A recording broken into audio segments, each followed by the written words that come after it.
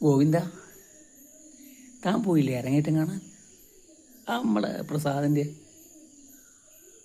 എങ്ങനെയുണ്ടായിരുന്നു? അതെന്ത് ചോദ്യ ഗോവിന്ദ?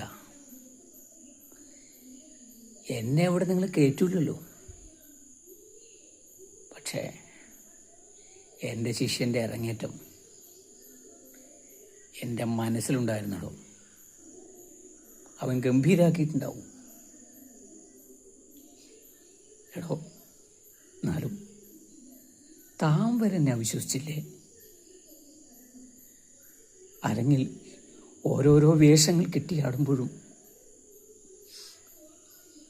എൻ്റെ ഉള്ളിൽ ഞാനെന്ന മനുഷ്യൻ നീറുകയായിരുന്നോ.